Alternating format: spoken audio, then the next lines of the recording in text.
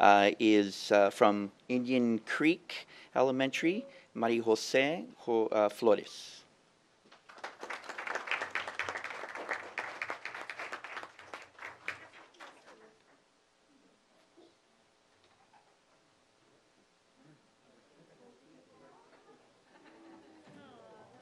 And that's her poster.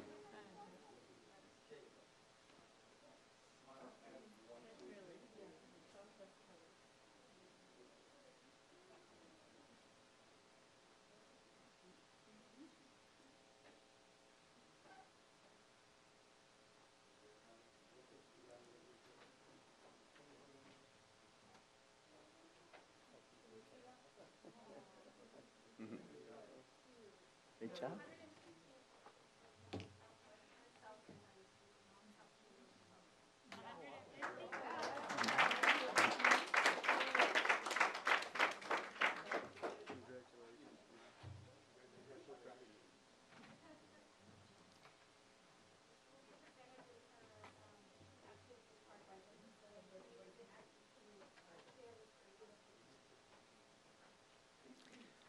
All right, and in second place from Creewald Road Elementary with a gift card of $35, Raven Marsh. Raven Marsh.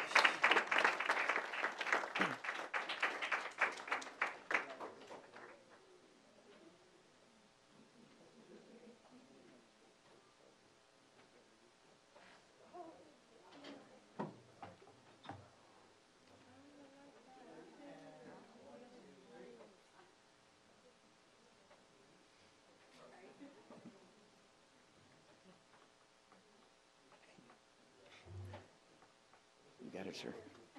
You're always the first one.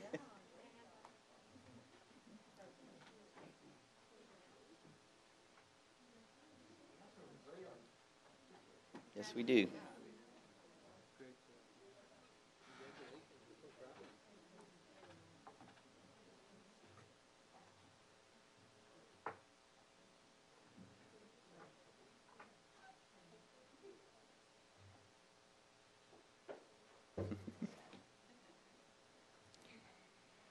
And in first place, also from Creewald Road Elementary, and yes, there is a relation, Michael Marsh.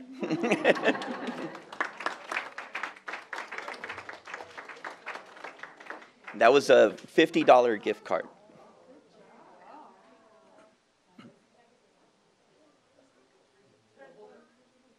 And that is the official poster.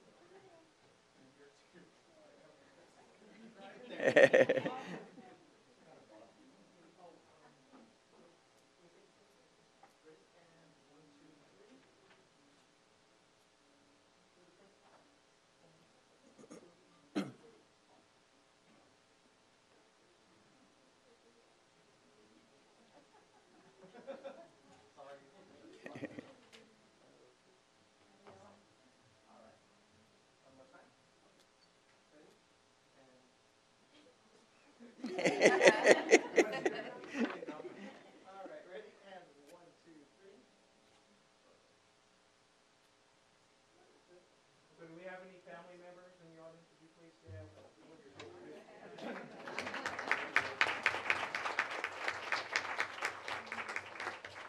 We call this a clean sweep, right? Yes. Very proud of our students and our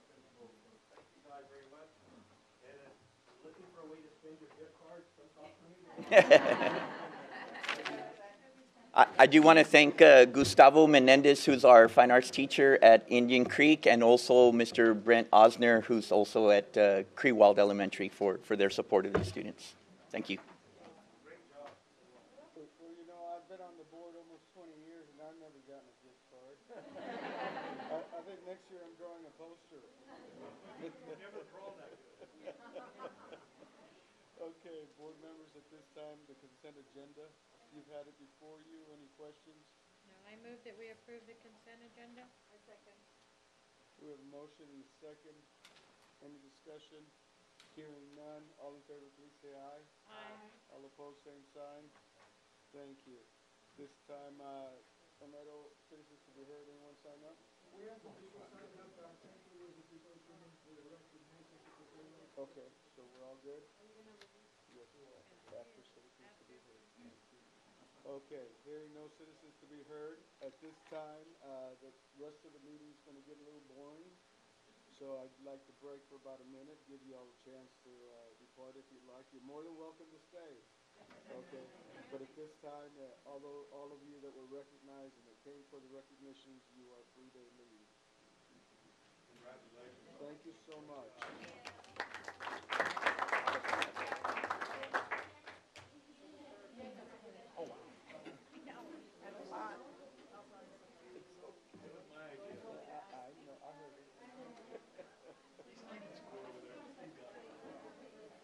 I just said I've been on the board for almost 20 years.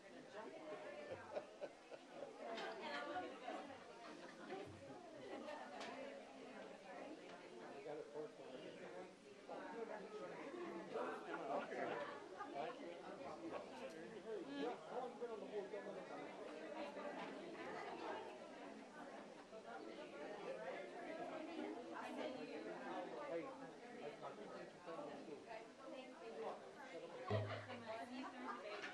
Hey, did you hear me? I was going peeper. Yeah.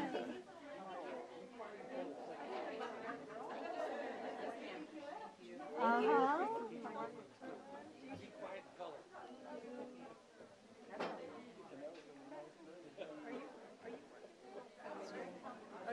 Are you wearing the A? Yes.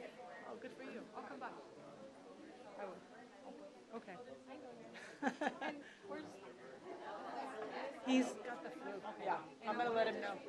Here, I'm gonna take a picture of you. Look who said hello. Okay, at this time, I'd like to call us back to order. To Mr. Frazier and Items of information, A, construction update. Correct. Rafael, Mr. Barajas is work his way in here, so he got over here Okay. towards the kind of cover the renovation project. Oh, well, let me get out. Let me sit down first.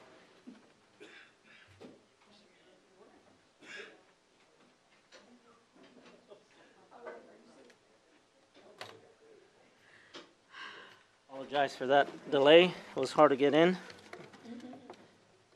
But here to present for today's construction update, I have James Nitschka with Joris and Rafael Bedoya.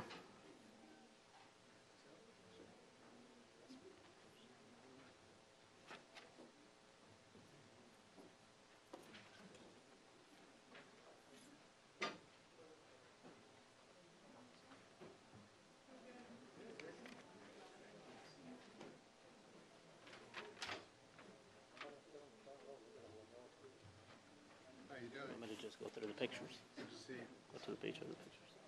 Thank Go you. for it. Good evening, everybody. For the record, I'm Rafael Bedoya with Fluger Architects. With me is James Nishke from Doris. First of all, I want to make sure everybody came back okay from Thanksgiving and had a good holidays with you and your families. We're reporting on board report number 6. Through the last day of October 31st, we processed pay app number 6 through 42%. And we just received yesterday Joris for pay app number 7 that we're reviewing now. The work in the mall and lobby areas, now they've come back and installed a lot of the ceiling tiles that have been removed because some of the water leaks that happened during the rains. They've already done punch list on their end, and now we're scheduled to come on our end and do walk after them. They're advancing in the interior partitions in the group study areas on the second floor above the amphitheater, and are doing interior work on the underside where the counselors area is going to be. They've already started to tape and float. They've already put the first coat of paint, and we're reviewing mock-ups for paint, and we've given them the go-ahead to start texturing and applying coat, so they're going to start putting color into there later to start receiving finishes. In the health careers area, the same thing. They're already starting to do finishes in there based on the mock-up review. They're already starting to do some tile work in the restrooms, in the walls and the floors. So we'll have a few pictures for that next month. And then in the corridors, which is some of the work that's been happening lately on the cave area on the second floor, they've already finished the 3 corridors that we had assigned to them. We've already walked it last week, and I believe they've already been turned over back for use by the campus. We've released them for the next area that's in Area C, so it's another 2-3 corridors that we're giving them access to, and that's kind of how we're going to progress. Every few weeks, we're going to try to turn over a few more corridors so that they can get ahead for the work that's coming next summer. I think George has been progressing well, and there's some photographs there on the left-hand side, so it shows some of the work in the corridors. And they've changed ceiling tiles, floors, VCT floors, and they painted a few walls that needed it, but overall it looks a lot cleaner, and it was ready for use this past Monday.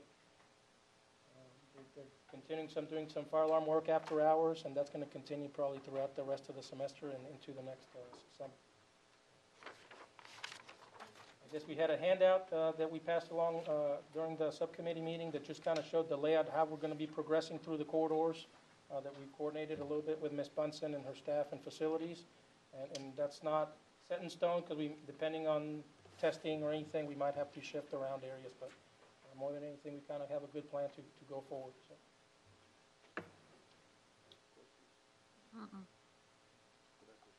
Thank you all. Thank you. Thank you. That's pretty much it. We have other smaller projects like the fencing projects at distribution, Southwest Elementary, that was done over the Thanksgiving break. The distribution one is currently being installed, so we'll update you guys once those are complete. So, but thank you. Monthly tax report. So we're up about 0.5% where we are last year. Way to go, We actually Brandon. started over for our tax from last year ending, so it's minimal at that. Monthly financial report, monthly investment report. Anything you want to talk to in reference to those, Brandon? You've all had it before you. Any questions? Report on gifts and requests. I didn't get no gifts. Nope, me neither. And enrollment report, page 98. You all had that before you. Any questions? Nope. Real purchases over 50,000. Any questions? No, sir. Calendars for December and January. Boy, December and January. Who'd have thought we'd be saying that already? Any questions? Nope. Anything specific you want to point out, Dr. Lucio? No. There are one more things I have on review. Okay. So we'll wait for that one more thing. School Health Advisory Council, SHAC. I know there's a report there.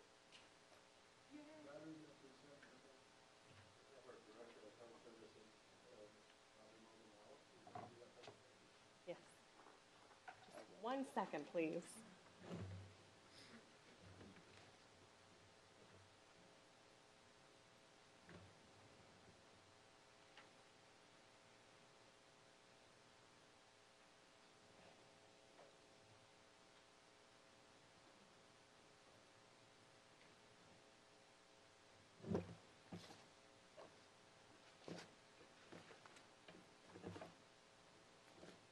And actually, you all should have the written report in your packet.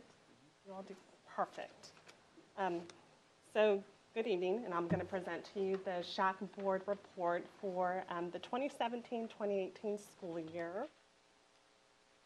So before I delve into the actual report, what exactly is a SHAC? We know what it stands for, the School Health Advisory Council, but what is its purpose? What is its focus? And that is really to assist the district in ensuring that the community's values are reflected in our health education, and also in strengthening the connection between health and learning.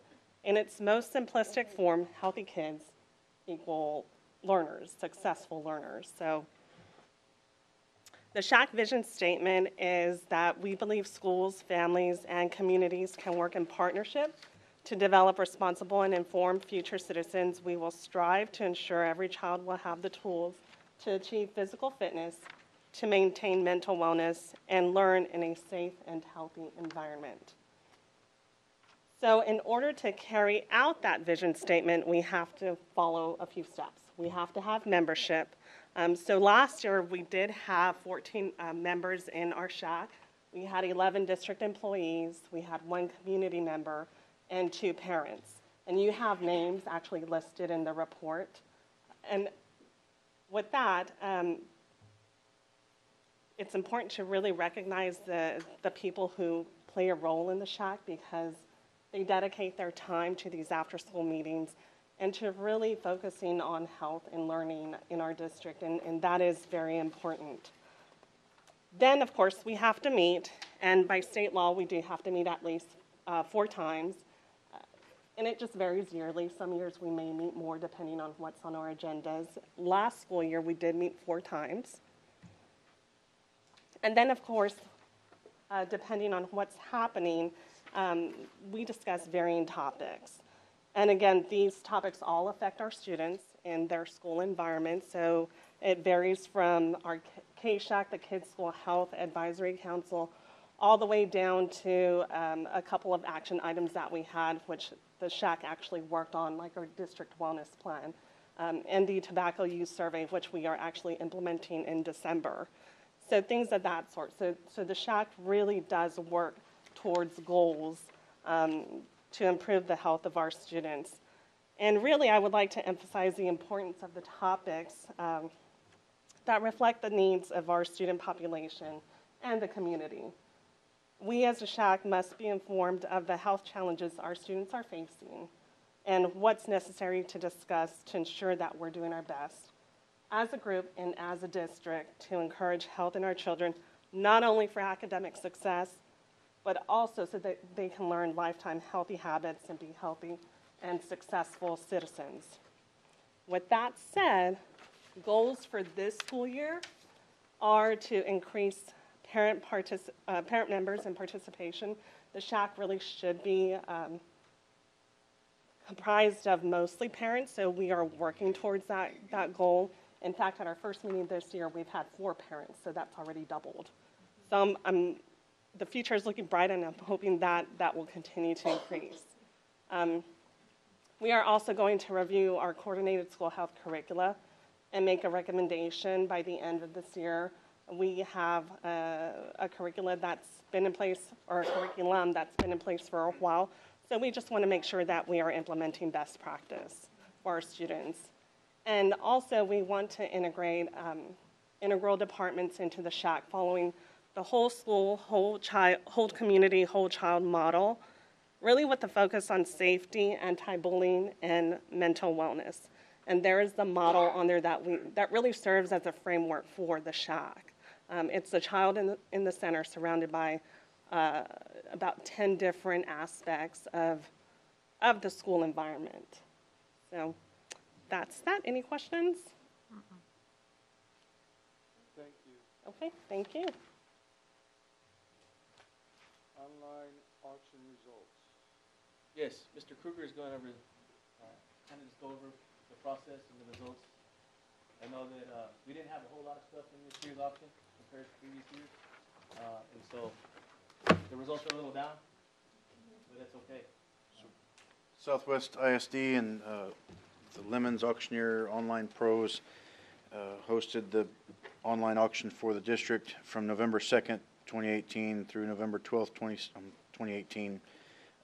The district grossed $17,902, and after fees to Lemons and their percentage, it came out to a net of $14,177.84, consisting of 124 lots. Last year, we netted $30,530. That was 169 lots, and there were particularly a few more vehicles and equipment items that sold, and that's the biggest difference between, there was a tractor and several white fleet vehicles that we didn't have this year. So there were some items that did not sell, and there are actually a few lots that this was the second time through. Just based on what we talked to with Lemons, we are probably going to go ahead and just discard those as trash and get them out of the basement and stop holding on to them for this long. So that's mostly old, really old wooden furniture and stuff like that that just, it's not even usable. I mean, it's just there. So we will be doing that probably this summer. We'll get a big dumpster and clean out all the stuff that hasn't sold over the past 2 years. So the impact was that we netted $14,177.84. So. Any questions? Thank you. Okay, targeted improvement, no, Blue Santa, was that, do we still have a?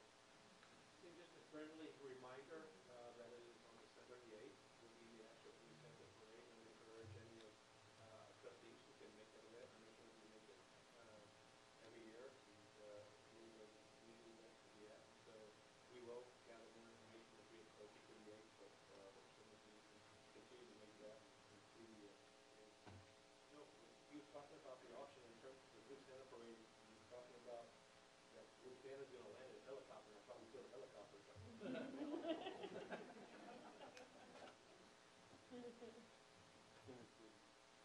Okay, target improvement plan, tip for running at New Middle School and Southwest Legacy High School. Yes, we have our executive director, Kennedy, Volpe. He's going to go through the tip for improvement. Okay.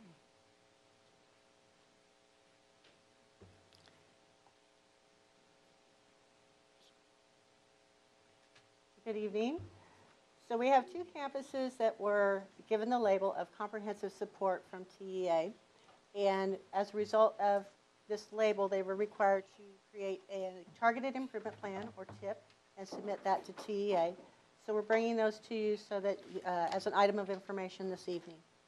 So McNair is our first one. So how did we get there? They actually met standard on Domain 1, Domain 2, Part A and B, but Domain 3 was improvement required. So their overall scale score was a 67 of met standard. Because of their Domain 3 scale score, that is why they were determined to be a comprehensive support campus. So they met with their PSP, and they formed a vision for school improvement. And their vision is that they will provide a high-quality environment in which students, staff, and community will collaborate to ensure all students become productive citizens. Then they started looking at root causes of why they were in this situation, and they came up with 3 goals. So their first goal was that by the end of the school year, 100% of their students will be able to identify their own individual targets in ELAR and in math to demonstrate academic growth. So they have a strategy where every teacher is going to have a student note card that identifies how many times they count toward accountability, how many sub-pops they're in, and the teacher is progress monitoring on that note card to show growth toward their target. So they've created these for each of their class periods, and they're on little rings. You said that you looked at the root causes. Mm-hmm. Are you going to cover what those were? No. No, okay. Yeah, because they just look at them and they determine what their goals should be, and then they have the strategies to attack those root causes. So they know, but you don't know. Is that would be fair to say? I can give you copies of their documents if you would like, that go into more depth. Okay. All right, thank you. Mm-hmm. All right.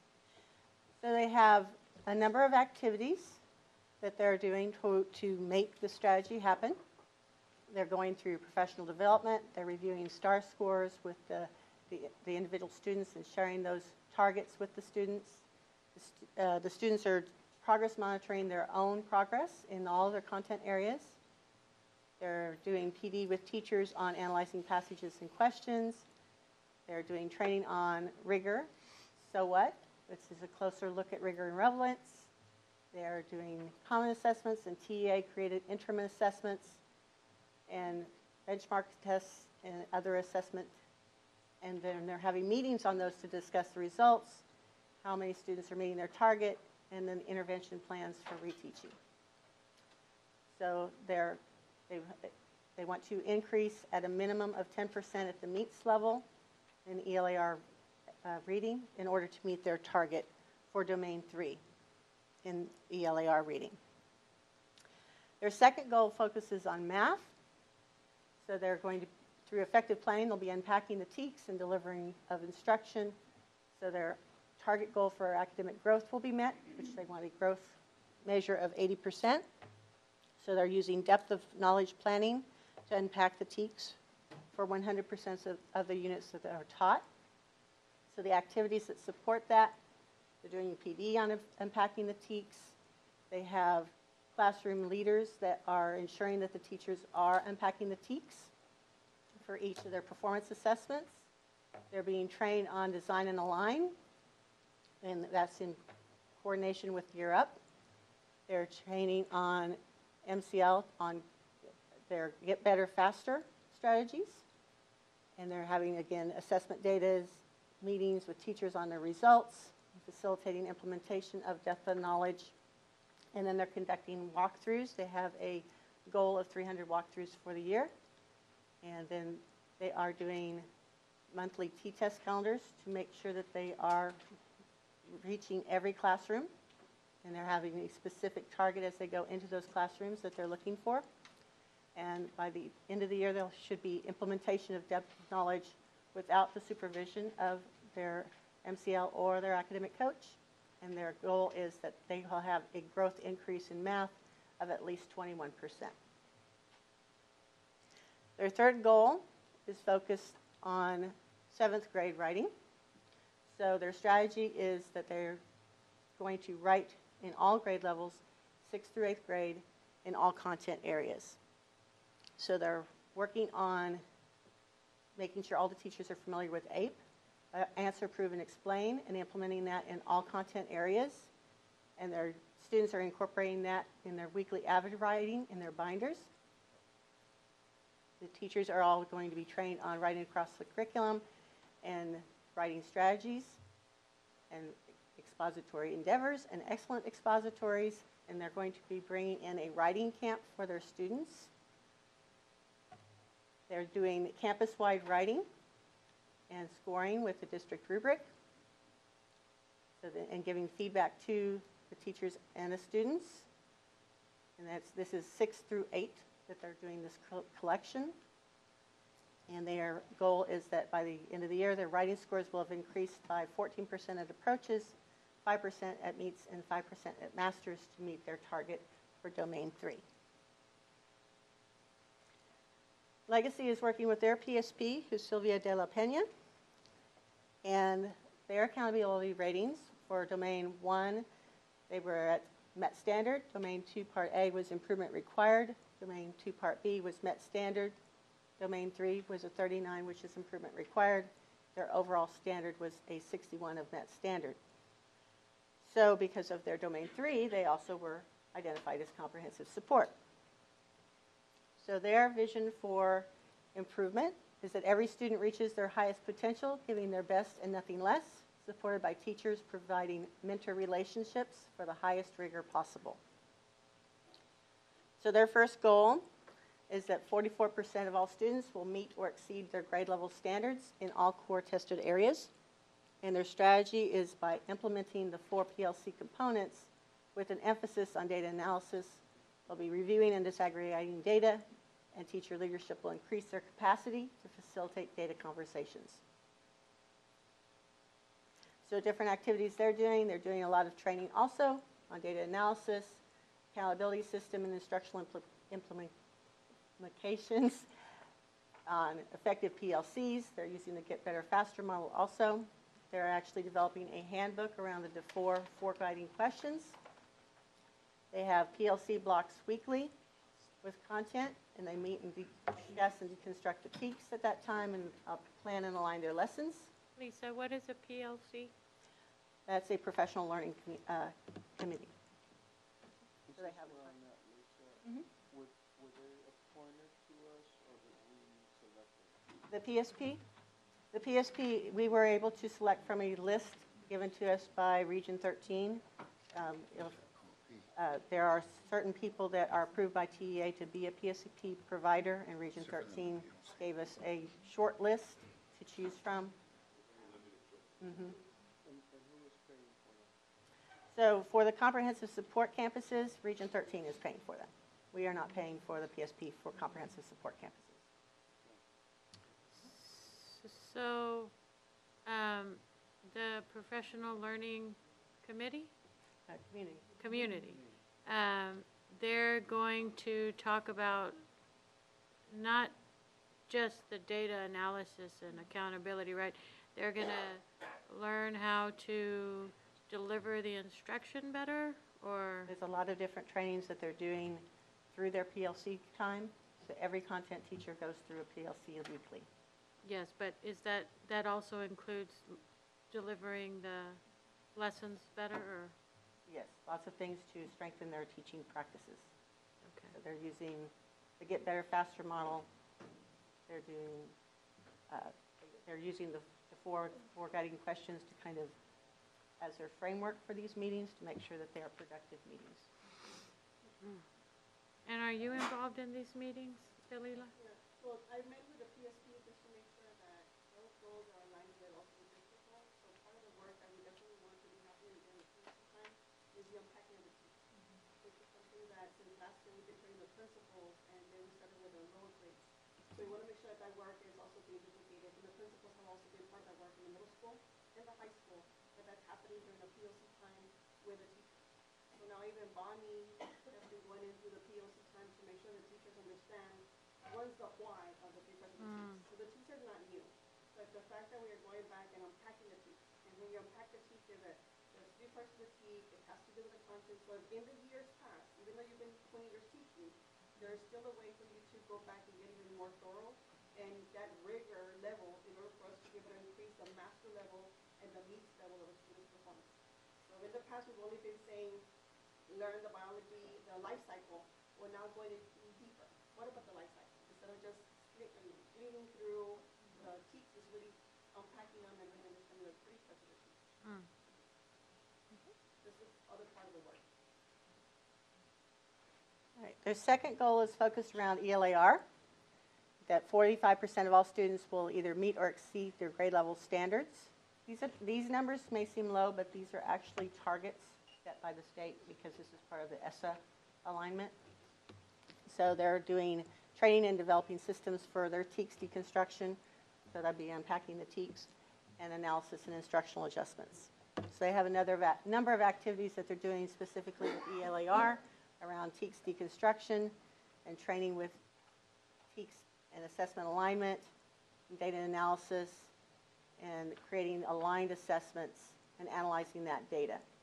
And then they're doing walkthroughs to make sure that there is what's happening in the PLCs is being reflected in the classrooms, and then they can provide coaching and feedback to make adjustments to that. For math, which is their third goal, which is 36% of all students in math will meet or exceed grade level standards. So they're doing very similar work with math with some of the same activities focused around math. Is this part of the work that we're doing as a district? So are we basically doing the same thing at Get High School as well? Or are we drilling down more at Legacy than we are at Southwest High School? Oh, I thought this was McNair. Well, McNair and Legacy are both comprehensive. Oh, okay. But are we doing the same thing at both high schools, or are we just doing it at Legacy? Good instruction is good Right, instruction. right. So there should be the same level of P happening everywhere. This is a stage attempt to say that we're going to come out and help the lower percent schools to have a different student outcome. And the reasons could be, there are myriad of reasons. And we know that a work at Holdworth is that the most important aspect on a campus when it comes to student outcome is the principal. And we got two really good principals at two of these campuses that we're talking about tonight. You know,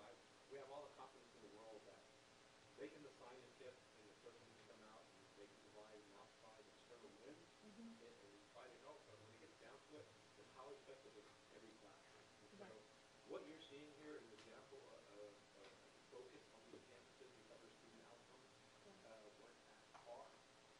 But this should be stuff that we're doing everywhere. And it is things that we're doing everywhere. And so unpacking the teach and Appomattox Elementary, and I know Bonnie, who joined or kind of leading that presentation, did a phenomenal job. Had an opportunity to go out and visit with all the campuses and sit and talk to teachers, and they rave about that type of training. So sometimes in the classroom, we teach and we like certain things, and we teach certain things, but they have to be assessed. And so we have to be cognizant of what's going to be assessed. We have to be purposeful in what we teach. And so I don't know, I can't get into why we're here other than there are more campuses, much more campuses in the same position that have been here because of this new accountability system. We're just going to have to get through it. But I have complete confidence that our campuses are going to do well. The old system, there was a phrase that said death by one cell, where you had these 52 cells, and if one of the cells didn't need it, then the whole thing was out. They said we're moving away from that. We just moved to death by domain now. And that's real. I would say I wouldn't let the fact that we have some comprehensive and targeted campuses on district change what's happening, because I think what's happening here, and we can see it evolving at the elementary, and going into our middle schools. We all know that we don't have it right, but we think we're getting it right. And we know at the elementary, there's some really great student outcomes that are occurring in elementary. There's been a movement on literacy in our district, and as long as we take those and we keep training, we keep developing, and we use systematic questioning and get better at our craft, our outcomes are going to match what we're doing in the classroom. So I can't tell you why these are here. I don't think these are the forced failures, are they? No, these are not forced failures. So there's another group of our campuses that are on other types of oversight from the state, and I think one or two of those because of the forced failure, where they met on the criteria, but they missed one cell, and that means they lost all their accountability ratings to need improvement. And so there are a lot of things I think the state doesn't have right. This is their attempt to say we're going to lift up everyone at the same level, and we're going to go through the process. But So the state gave us these, or did the school come up with these stats? they gave us a person with an external lens to work with our principals and administration and staff to come up with these ideas. Going through the root cause analysis, why do you think this is? Well, there's a myriad of reasons. And then they come up with a plan. So it's like bringing extra focus and extra attention to what's happening. A student outcome should match what happens in the classroom. And I would also add that there's such subtle differences in the campuses, right? There's not like these big wide gaps that exist at Southwest Legacy compared to Southwest High School. But the work that we began in the past couple of years, and then the work of the RELA at the elementary campuses, which will surely showcase and move itself into the secondaries, is going to be critical to moving the entire district to a new place. And so we're fortunate in that we also got this we got some help coming, but we also have the UT Gear Up coming in with the depth of knowledge training, which is a huge component of the work that they're doing. And so and the other side is it's always good just to increase the level of expectation at the campus level with teachers to know that we need to be serious about our work and pay attention to student outcomes, and those are the most important things. So one area we're really concentrating on is distinction in elementary school. So every middle school is going to garner 7 distinctions that year. We're not getting those distinctions. So we're asking ourselves the question why. We're going back to that point.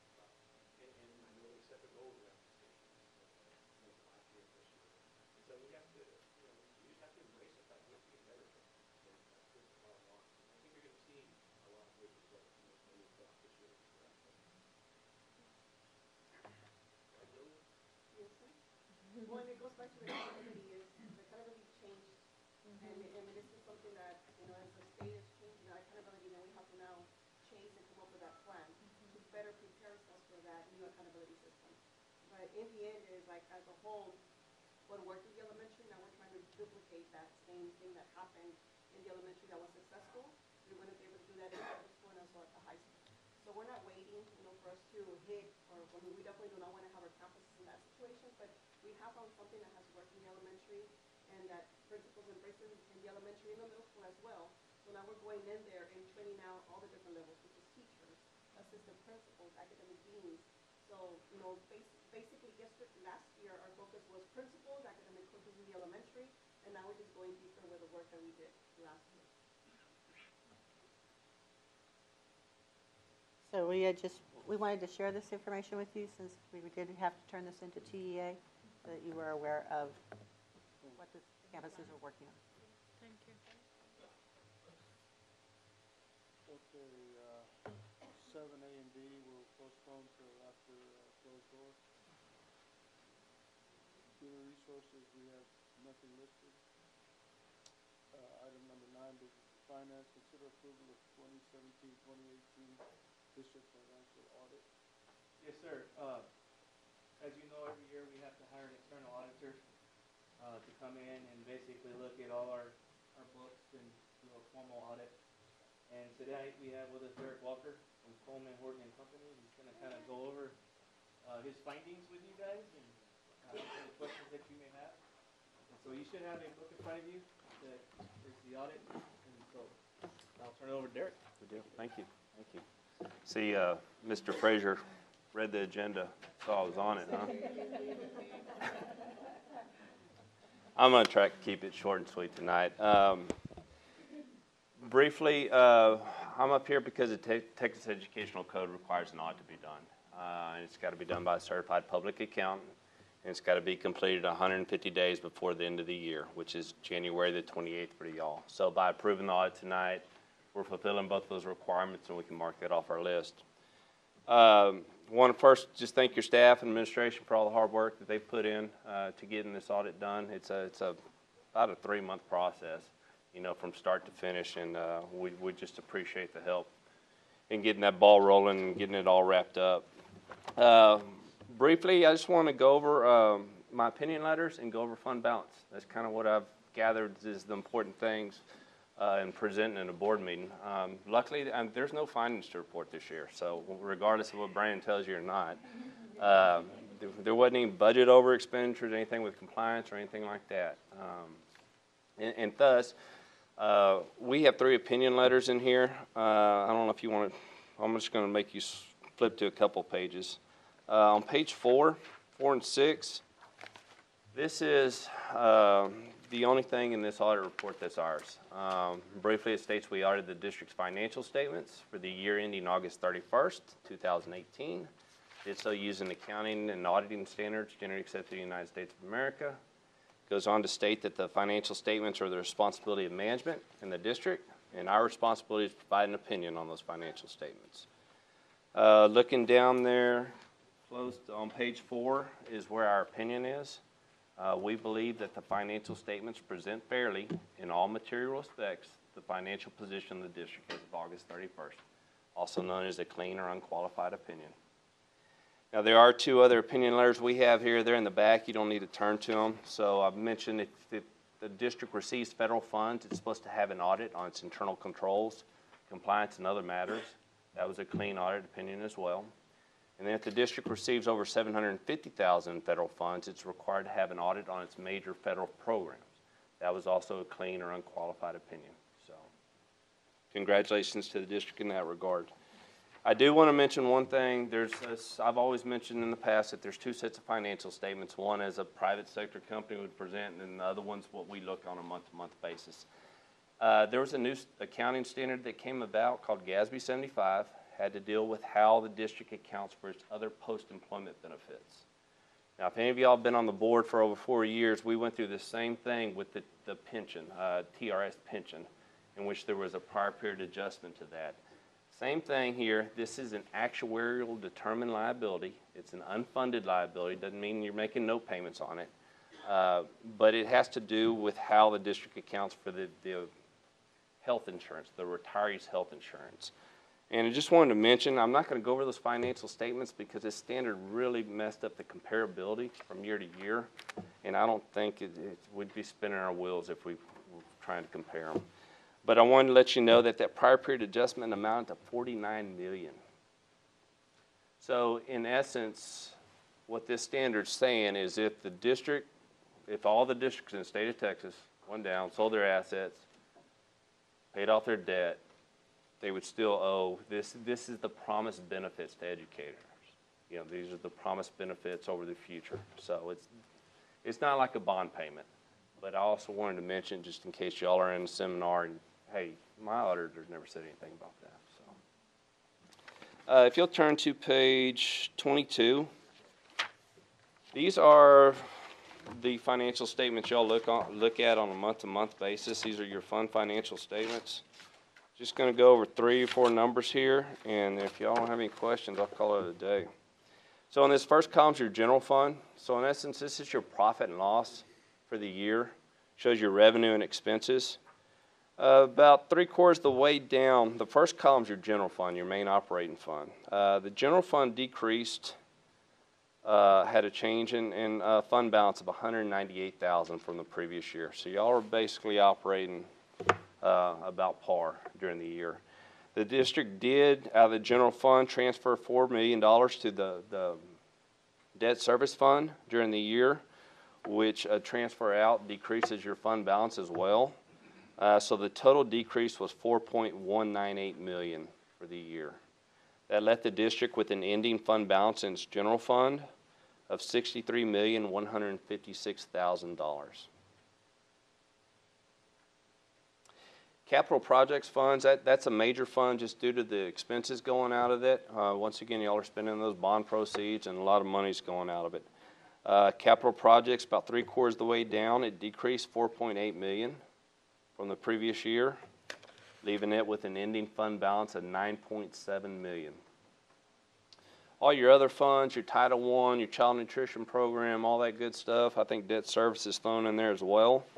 That decreased during the year, $1.662 million, leaving it with an ending fund balance of $3.6 million.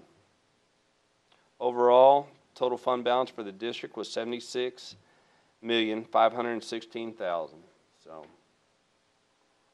just want to give you a brief synopsis of what we looked at and saw. And once again, it was a very clean audit this year. The staff does a good job with the books and getting ready for us, and we really do appreciate that as auditors. Thank you. Board members, any questions? No. Hearing none, there's a recommendation, motion. I move. A motion and a second. All those in favor of the board approving the 2017-2018 district financial audit as presented, please say aye. Aye. All opposed, same sign. Thank you. Motion passes. Consider approval of a resolution on fund balance. Yes, so as we adopted the district audit, we have to reallocate fund balance. And so I'm bringing a resolution tonight to allocate the current fund balance. I actually gave you a sheet. It looks like this. It's on your, this kind of gives you where we're at. You will notice overall our fund balance did go down, but the majority of that is because our bond funds have depreciated over the time. This used to be a lot bigger number when we sold those bonds, and so as our projects have gone on, what you're most concerned with would probably be the committed and unassigned, and so those are the ones that we look like where we make when they come to the board for a fund balance item, or we have to add for whatever we're doing for projects, and so you'll see there is an increase for the unassigned. But remember, we have to actually have at least 1.6 to 1.8 for our debt payment. And so that did go in. And then last year we did receive, for our property value study, a big chunk of money there. And so you're seeing some fund balance go back in, which is a good thing. And that's the idea, is to make sure, as we did the swap, that we're maintaining that at least under $2 million around that area to make sure we can make our debt payment. And so tonight, I'm asking the board to approve the resolution on fund balance allocations. If there's any questions, Any questions? No, I so move. I second. So the motion on the floor is the board approve the resolution of fund balance allocations as presented. All in favor, please say aye. Aye. All opposed, same sign. Thank you. Thank you, gentlemen. Consider approval of the 2018 certified tax rate. Dan, you're on it. yes. back in July, they gave us our appraised values, and we use those values to set up budget and basically set up our tax rate. And so they give us kind of a projected. And so there's still things going on throughout the year, people protesting their property value. That still goes on, doesn't stop. And so they have come to a point now at the end of October, at the beginning of October, to give us our actual certification. And so the board has to approve the certification of the 2018 taxable value, the tax roll. And so that is at 3.9 million. And so tonight, I'm asking the board to approve the 2018 certified tax roll. Board members, any questions? Billion. Yeah, I did say million, didn't I? I'm sorry. I was gonna say, that's not very much. Yeah, yeah. Billion's a big number on it. Yeah. I didn't think I'd say that.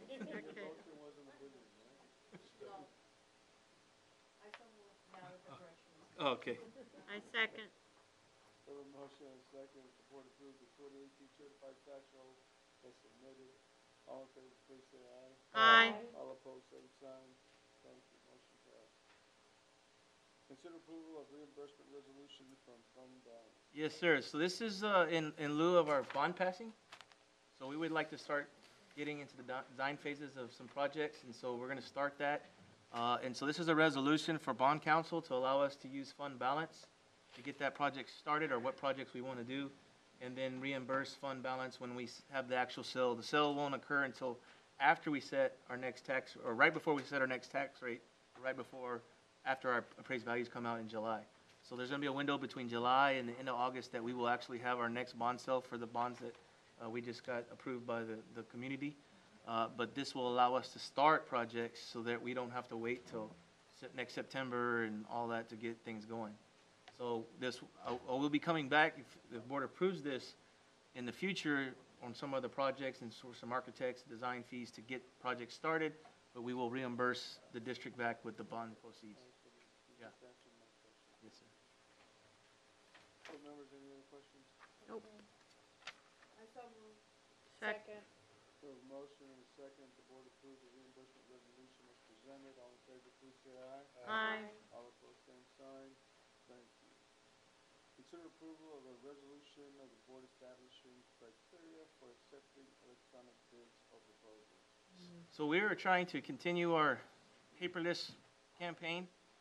And so currently, the way the district receives proposals and bids is through the mail system and on paper. And so we were trying to not only help ourselves maintain and control, because usually we get it and then we have to go scan it. We have a system that we would like to use to now allow us to take electronic bids. It would be online, be able to go to our website, and vendors could actually go in there and it'd blast out an email. So we're moving that way, but the law requires the board to accept and approve the actual, the procedures on that. And so you'll see the resolution has those procedures and how we're going to accept electronic bids. We would still take hard copies, but for vendors that don't want to sign a bunch of paperwork and mail it back, and we may lose out on vendors that want to go electronic. So we're asking the board to approve those procedures to allow us to accept electronic bids through a bidding system. Any questions? Any motion? Second. For a motion and a second, that the board approve the resolution establishing the criteria for accepting electronic bid proposals. All in favor, please say aye. Aye. All opposed, same sign. Thank you. Consider approval of a lease for a portion of the McDonough School property for PCI. Yes, sir. Go ahead. No, I'll let you go. The district, as you know, has a site in McDonough where we have a building, and then also PCI has been there for the last 5 years at least, if not longer. This is just a renewal of the lease agreement that we have with PCI. We've been working with them to finalize the lease of the land at the Head Start building. PCI will continue to operate the Head Start, the 3-year-old Head Start program in that facility, and has agreed to a 5-year lease with the district for the property. The lease will run from November 28, 2018 through November 28, 2023. PCI will pay for all water service and garbage service for the entire site, as well as all electrical service until such time as a separate electrical service is installed for the other building. So it's not really, it's just a $1 lease, but they're using the property and keeping it up and going. So the recommendation is that the board approve the land lease as presented. I move. Have a motion and a second that Southwest ISD Board approve the relief as presented. All in favor, please say aye. Aye. All opposed, same sign. Motion passes. Consider approval of Southwest ISD main campus fencing project. Yes, I have Mr. Rojas. He's gonna kind of. Yes, sir. The main campus fencing project is set to replace aging chain link fence throughout the main campus with new wrought iron fencing. Several areas of the campus have been completed in previous years. This is just a continuation of that project. The scope of this this time around will be we broke it into 3 sections. Section 1 is designed to replace the fence in front of Southwest Elementary from the Favors property next door, including the main entrance gates. Section 2 is designed to replace the fence in front of the pony fields. And Section 3 was designed to replace the fence at Southwest High School Stadium from where it ends on the baseball stadium to the field house. Pricing was procured through our IDQ pre-approved general contractors.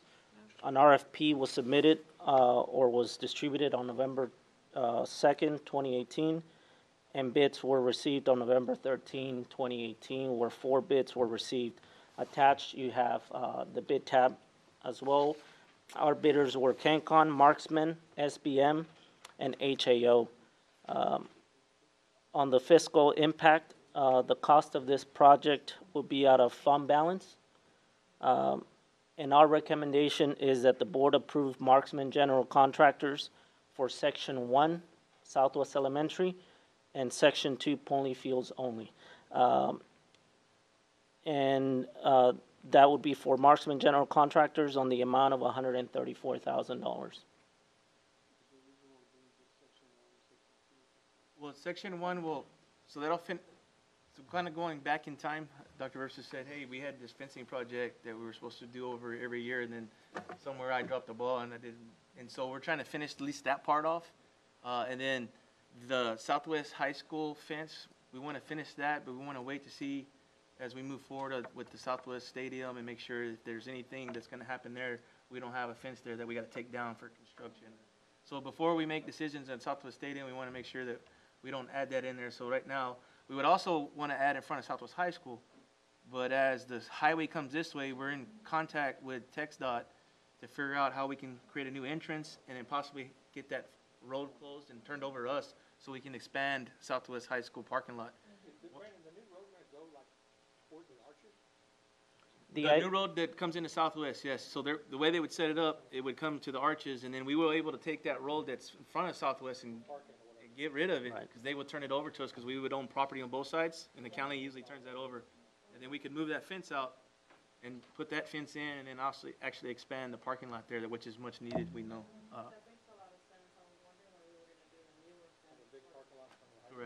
Correct. Yeah, and so we're going to go to the arches to past the Pony League, because we didn't finish that.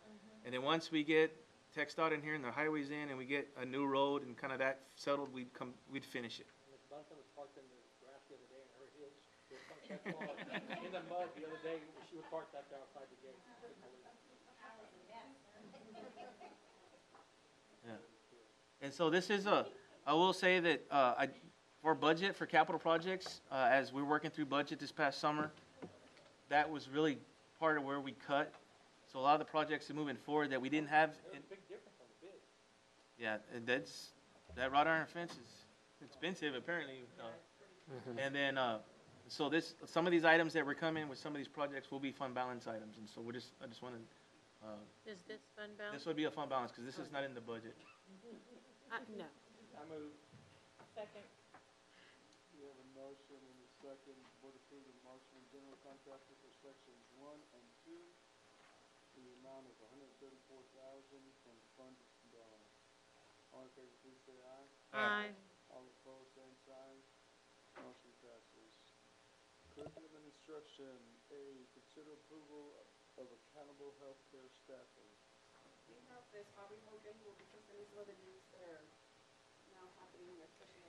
So currently, because of the TEA corrective action plan that's been in play, we're experiencing a a really big increase in assessments that are being requested. Last year at this time, we had about 107 referrals for special education services for an assessment, and right now we sit at 215. So we've doubled the number of assessments in 1 year. And so because of that, we are going to need to contract services in order to cover all of the assessments that we have that are currently being requested. In the past, we've used the Region 20 Co-op to be able to help us find contract services. And so through the Region 20 Co-op, we've been able to locate a provider that would be able to provide us with school psychologists to be able to do that. And so that what we're actually requesting the board to approve is $90,000 for the remainder of this school year to be able to support us in addressing the assessment needs of the school. Any questions? No, I move. Okay, motion and second, the board approve the contract with Accountable Healthcare Staffing. All in favor, please say aye. Aye. All opposed, same sign. Thank you, motion passes. Consider approval of new courses and pathways request for secondary school. I move. Hello. Hello. I am on here.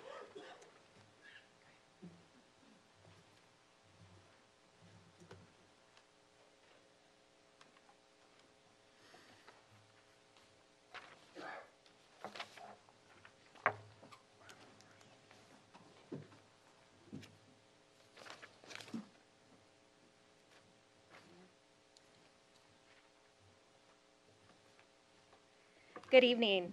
I'm eager to discuss the proposed 10 Alamo Academy pathways that will provide more opportunities to both our Southwest High School students and our Southwest High School Legacy students.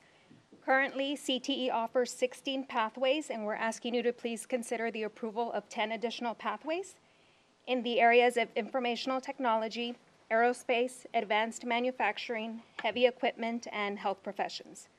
Students will have the opportunity to choose between a dual credit pathway with an Associates of Applied Science and earn an industry certification, or they can go the non-dual credit route and earn an industry certification through the pathways. At this time, I'd like to present Ms. Eliza Battles, our CTE director, who spearheaded the pathways, the additional pathways. Any questions on the pathways? So we currently have we have about 50 kids that already participate in this. So what we're doing is creating the coherent sequence so we can recruit in 8th grade and not have to wait until the end of 10th grade to recruit. It's really exciting, some really neat classes.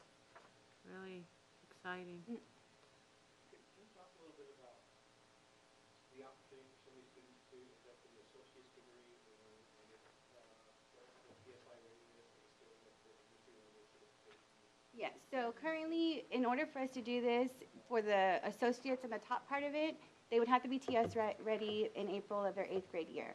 So we have a plan, not next year, but the following year when we know that how many kids to get them to that. We have a program that we're going to implement, but if they're not ready and they are not wanting to go out after that associates, they could still do their certificate, and that's why we have both. So we can hit either student, and this will also help with our CCMR scores. Is this, so we have the teachers to teach the portion that we're responsible for, the classes that we're responsible for? I'm still working on it. I'm still meeting with the deans at St. Philip's and PAC on this. IT was the easiest. I'm waiting for one more of our teachers to get approved, and then all the course agreements are complete. Aerospace is the next one. We might have to do a adjunct for aerospace because they also get an API license, which Mr. Franz is not certified to do. Those have different requirements in seat time. This will require them to go to take classes in the summer and internships as well. So this will be ready to roll out next year? Yes. Yeah, the reason we're here is for this to go into the catalog. Kids.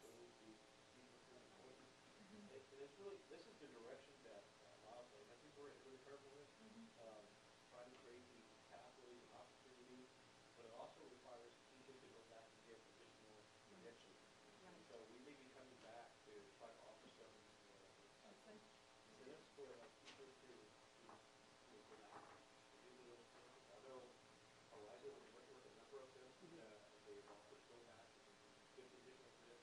so they can offer these options for our students. And, you're gonna hear a lot, talk to senior staff this morning, you're gonna hear a lot about dual credit, CTE, and that combination of the two, for the benefit to the future citizens of the West.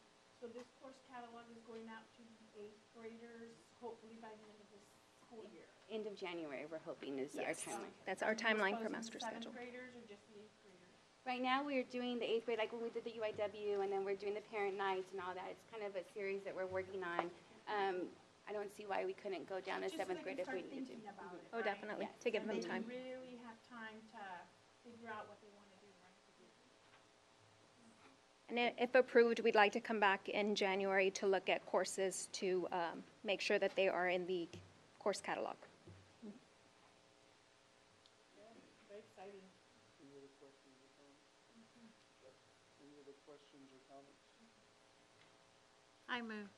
Second. We have a motion and a second, the board approves the new courses and pathways to begin the 2019-2020 school year. All in favor, please say aye. Aye. All opposed, same sign. Motion passes. Thank you, ladies. Thank you. Okay, we have, something for us. You have a question? Reminder, tomorrow, we do have a board retreat near you. I do apologize. We're gonna do fun things? Is that why it's called a retreat? Or shall we call it a work session?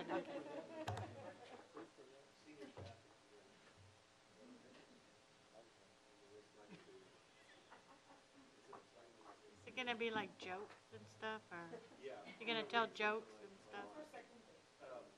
The first day is actually manufacturing plant, the educational center, and I'm sure that National will tell you the address, so it's a little tricky to get to, you have to set digits, right? And so, 5 o'clock tomorrow, the latest we'll get out is 8:30. The, second day is going to be December the 5th.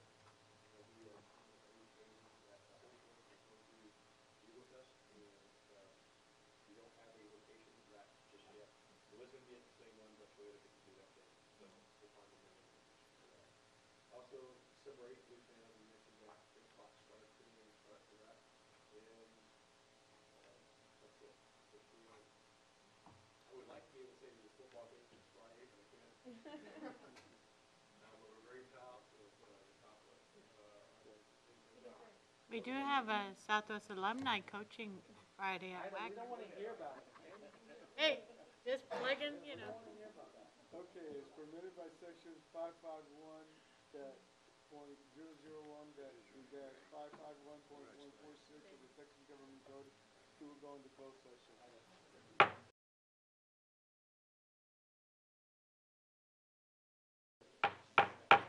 We call this meeting back in order at 7:58.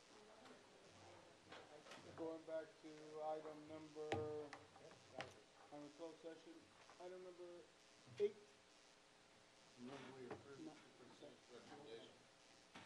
Second that. We have a motion and a second to approve the superintendent's recommendation on personnel. Any questions? No, sir. Can't be any. All in favor, please say aye. Aye. All opposed, same sign. Thank you, motion passes. One more thing, Liz? You're not supposed to say there can't be any questions. It can't be. There can be, because it was closed Okay, session. closed session, right. Oh, I thought down here. I do not, sir. I want to thank you for your time this evening. See everyone tomorrow night. Meeting closed.